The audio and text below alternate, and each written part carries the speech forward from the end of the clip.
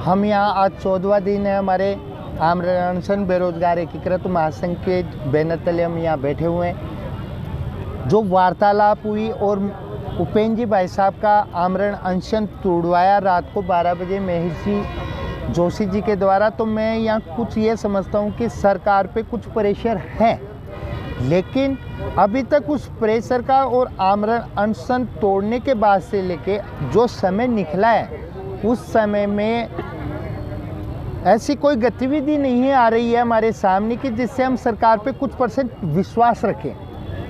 लेकिन सामने दिवाली है जो पूरे हिंदुस्तान में एक महापर्व के रूप में मनाया जाता है, और हमें यहाँ जहाँ तक हमारा अनुमान है कि कोई भी सरकार हुई है तो दिवाली पे कर्मचारियों को किसी ना किसी रूप में अच्छा उपहार देती आई है। हम भी वही देख रहे हैं कि अब सरकार कौन सा उपहार इन बेरोजगारों के लिए लेके आएगी। अगर सरकार उपहार नहीं दे रही है तो ये दिवाली हम यहाँ शहीद स्मारक पे बैठ के मनाएंगे, और सरकार का जो कंटिन्यू में जो उपहार देने वाला जो प्रचलन चल रहा है उस प्रचलन पे एक प्रश्नवाचक चिन्ह खड़ा होगा।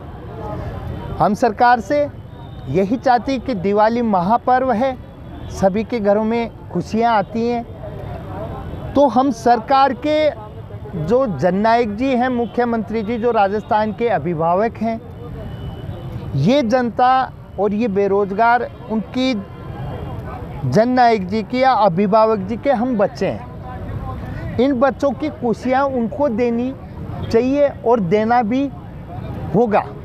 अगर ये नहीं देंगे तो आने वाले समय में यूपी चुनाव है, गुजरात चुनाव है, अगर ये बेरोजगार उठ के वहाँ चले गए और राजस्थान सरकार के मामले में वहाँ बोलेगा तो इस सरकार का प्रभाव यूपी और गुजरात में भी पड़ेगा।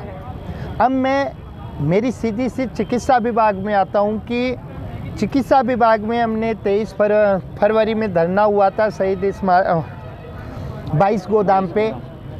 वहाँ पे लिखित में 12 बजे कैबिनेट मंत्री सुभाष जी गर्ग जी, राज्य मंत्री हैं स्वास्थ्य विभाग से, वो आते हैं, लिखित में देते हैं कि आपकी ये 4 मांगे हम पूरी कर रहे हैं। उसमें हमारी प्रयोगशाला सहायक भर्ती भी थी, लेकिन उसके बाद में भी उन्होंने ये कहा था और टीवी में भी बाकायदा उनका इंटरव्यू आया है कि ये चीज़ें हम कर रहे हैं। लेकिन इंटरव्यू जब देने के बाद और लिखित लिखने के बाद में अगर सरकार नहीं करेगी तो ऐसे हालातों में बेरोजगार कहाँ जाएंगे? ये सरकार पे बहुत बड़ा प्रश्न है कि लिखित में सरकार कहती है कि हम आंकड़ों पे बात करते हैं, तो मैं ये कह रहा हूँ कि आपके कैबिनेट मंत्री अगर लिख के देते हैं तो वो आंकड़ा प्रदेश के बेरोजगारों के पास भी है, तो उस आंकड़े पे भी कोई कार्रवाई करे।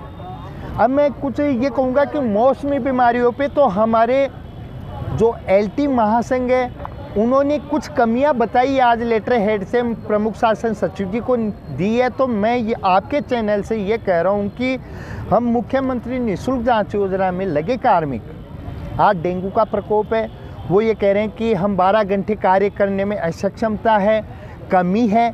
आज हम यहाँ संख्या में जितने भी प्रदेश से हैं हम सारे लैबों में कार्य करने वाले हैं और कर रहे हैं। कोविड जैसे वैश्व महामारी में हमने सरकार का साथ दिया और सरकार को कहीं हलचल नहीं होने दी। आज डेंगू में हम जब यहाँ बैठे हैं तो सरकार के पास कमियां आना स्टार्ट हो गया है।